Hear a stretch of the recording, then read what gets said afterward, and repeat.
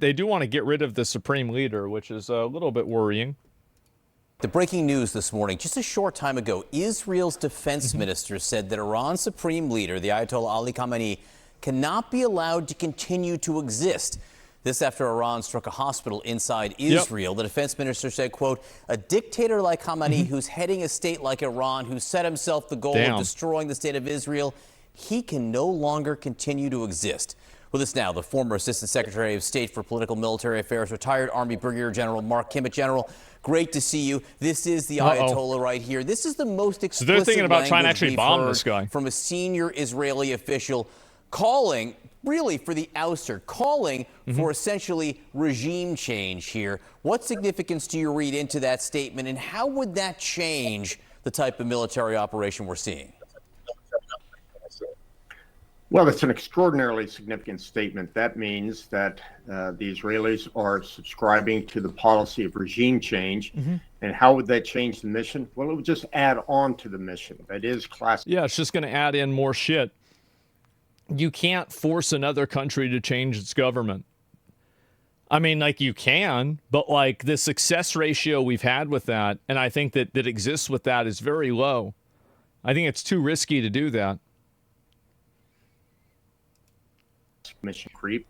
And while I appreciate everything that Israel has done up to this point about taking out the nuclear facilities, my question to Israel would be, okay, if there's going to be regime change, are you taking over the day after operations yourself?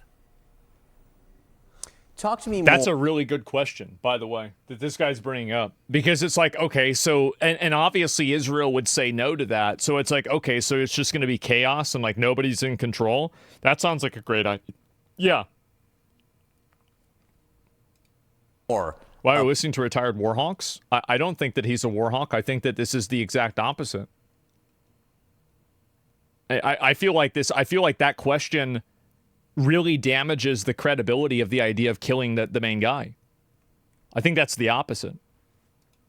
About that, because you also say this is something the entire world needs to think about more, the day after management. Well, I do. It goes back to the Colin Powell comment, the old comment about if you break it, you buy it. Yep. We saw that in Iraq. We saw that in Afghanistan. I'm not saying that it should be necessarily completely taken off the table, but there ought to be some considerations and a lot of planning, because it's easy to do the regime change, but putting it back together is much like Humpty Dumpty. Yeah, exactly. Yeah, and we've already tried this multiple times, and it's pretty much not worked every single time. I mean, I'm sure there are some cases where it kind of worked or it wasn't as bad, but like in general, it's too risky. And it's also, there's a certain degree of it too that is like this is going to sound like I don't like making arguments like this, but like it's kind of a morally bad thing to do or an ethically bad thing to do for us to decide that what their government is. I think that it's understandable for us to try to, protect ourselves. But for us to try to decide how a sovereign country leads itself, I think that's a little bit weird. In the type of conflict this is, and we can see all the strikes that have taken place, and this is, I think, just now a fraction of them. It's not very democratic. Strikes that have taken place in Iran. The nature of this operation, Israel's over here. I mean, it's not like there are troops at the border of Iran, Israeli or otherwise, waiting to go in to occupy. So if there were to be regime change, if the regime were to fall here, I'm not even sure I understand what would happen, how there would be an organization to run the country. Yeah, exactly. No, I agree. And people seem to think about Iran as a homogeneous nation. Well, that's not true.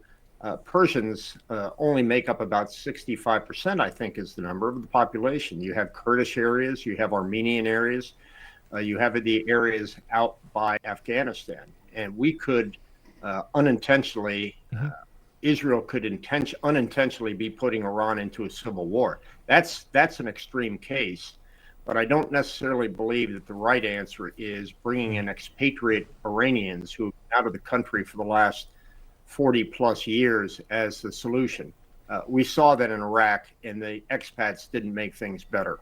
Well, I mean, it's got to be a decision made by the people there. I mean, you can't put somebody else in. It's reasonable to even to get rid of somebody, but you can't install a new government. You did have some experience with that, to be sure. One of the other things that people talked about for years in the run-up to a conflict like this between Israel and Iran, it could spiral into a regional conflict. But what they meant when they were talking about that was the presence of Hezbollah in Lebanon, all of Syria, you know, the allies of Iran, even Hamas in Yemen. But now so many of those Iranian proxies are weakened. So when you talk about a possibility of a regional conflict, does that still exist in the same way? Are we seeing someone different? Is the U.S. stepping down as a superpower by stepping to a side? Will that have consequences too? I think that being a superpower and being a global superpower, meaning that you have to micromanage countries across the world. I think if somebody else wants to take on that burden, let them go ahead and do it. I don't think that, you know, really us doing that, did the war in the fucking Middle East for the last 20 years, did that help the United States? I feel like it didn't. Well, I put it in a different way of looking at this. Yeah, obviously October 7th and its aftermaths created this once in a generation opportunity for the Israelis to attack into Iran. The great fear before that was if they attacked into Iran, you would have all of these proxies with hundreds of thousands of missiles, Hezbollah, Hamas, the Houthis, raining down missiles along with Iran into Israel. That wouldn't work. That was, in fact, a deterrence to Israel from attacking into Iran. After October 7th, the way that Israel has methodically taken out the missile capabilities of all those countries, then they understood all they had to worry about was Iran's capabilities. They could handle it, and that's why they've attacked. Yeah.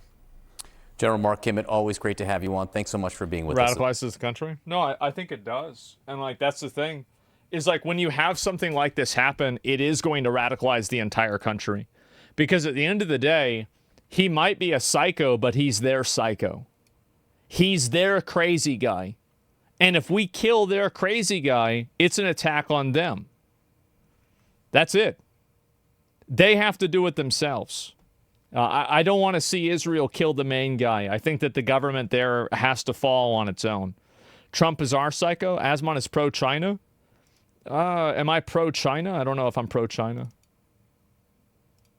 This morning. Joining me now, CNN Global Affairs commentator and former Deputy Pentagon Press Secretary. People said there's something happening, some kind of crazy shit. Give me a second. Let me make sure I look at this. Yeah, it looks like there's nothing. I mean, if there was anything, it would have happened. Anyway, let me go back. I'll pull this up. Yeah, no, I got baited a little bit, right? Singh and Dana Stroll, research director at the Washington Institute for Near East Policy and the former Deputy Assistant Secretary of Defense for the Middle East. Thank you both so much for being here. Dana, I'm going to start with you. We have just heard from Israel's defense minister after an Iranian missile struck an Israeli hospital. He said Iran's supreme leader, Ayatollah Ali Khamenei, cannot be allowed to continue to exist. We know that Donald Trump had vetoed a plan that Israel had before all of this to take out the supreme leader. Does this change the calculation as Trump weighs whether to get the U.S. militarily involved in this conflict?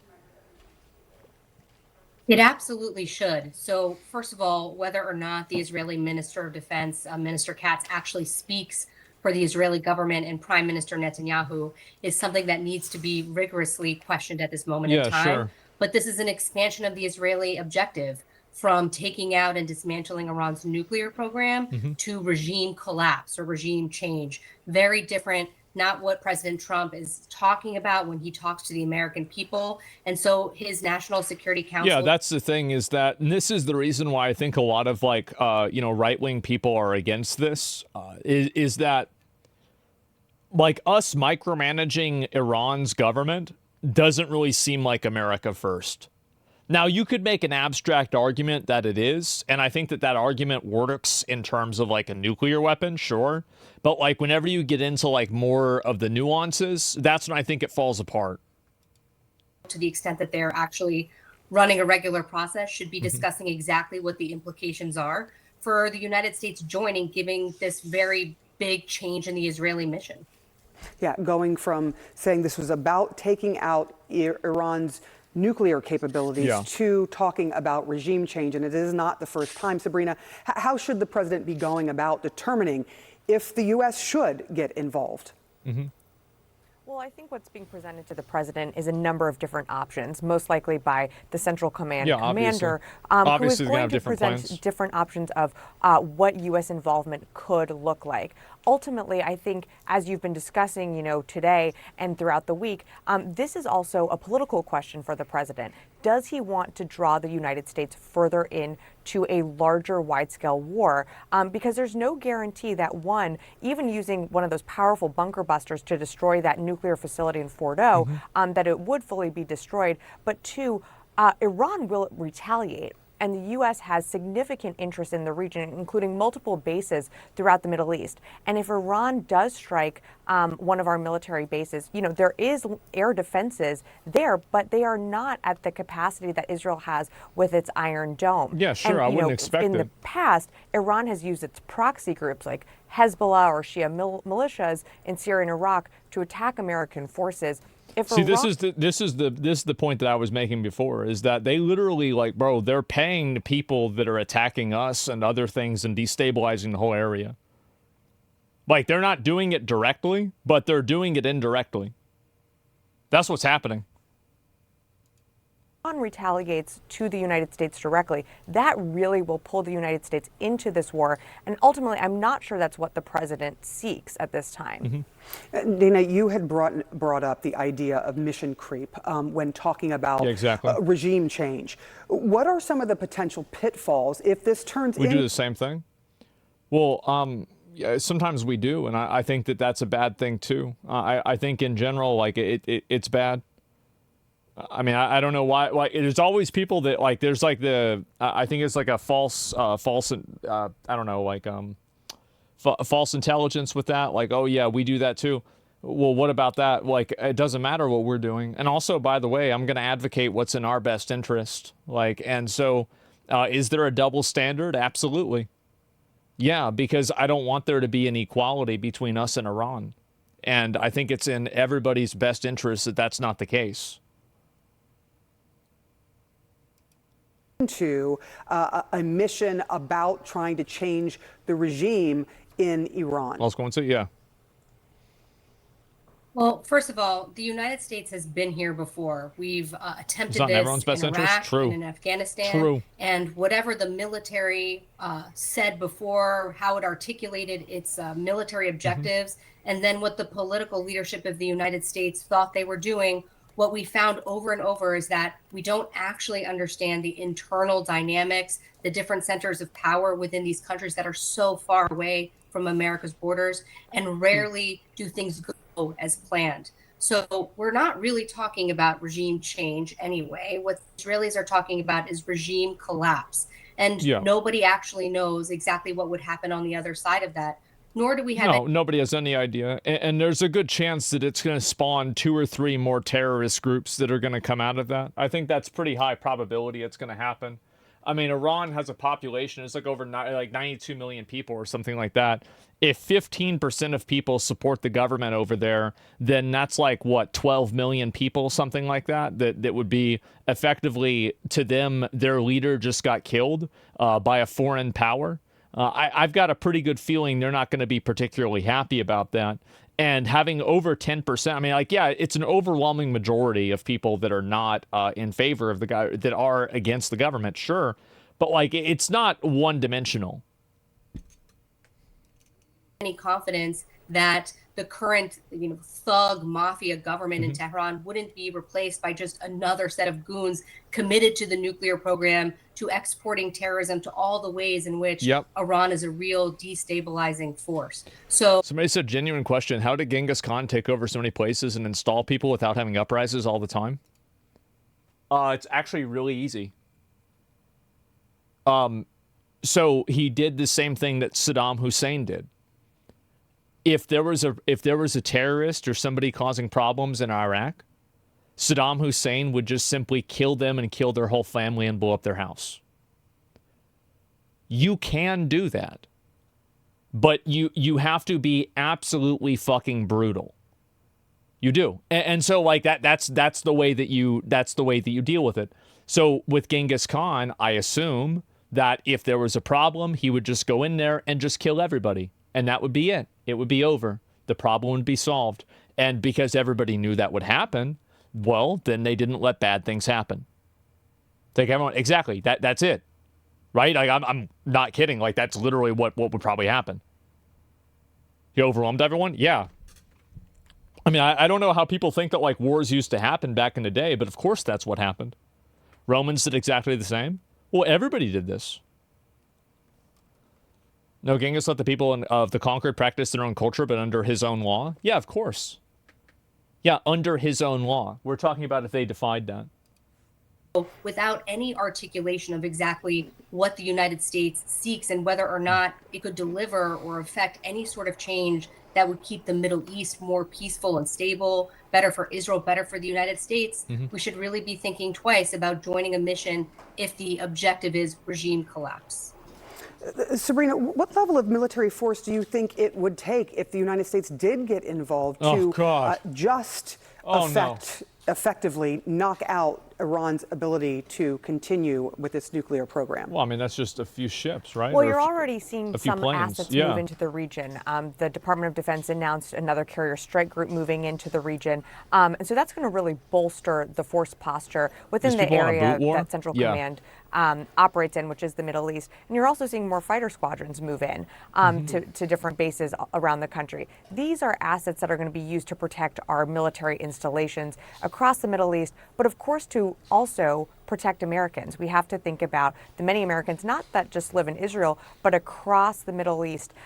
These are some of the assets that will be able to defend and protect the skies. But at the end of the day, you know, Iran being able to retaliate against one of our bases will draw the United States into this war, and that is going to commit more assets to the region. And I think what we have to think about here is we can't take our eye off of what's happening in the Indo-Pacific. And with these different carriers moving into the region, you are stressing the system and you are pulling assets away from what is this administration's priority theater, which is China. So it's just a calculation that the president is going to really have to think through. Yeah, Sabrina Singh, Dana Stroll. Yeah, I don't think they know what they're going to do yet, honestly. And like that's probably why they're trying to just get Iran to come to the table and negotiate with them, honestly. I think that's the main reason. Yeah, I mean, like, we'll see what's going to happen, but, you know, like, that's what I would assume. And what about the tariffs? I mean, that shit was, like, last month, man. Like, isn't it crazy how much things have shifted? Like, people are not even thinking about tariffs or any of that other bullshit anymore. They're thinking about all this other crazy new shit. And it's been a whole lot. Like, I've been kind of actually surprised to see, like, how big of a difference there's really been. But, yeah, it's been a whole lot.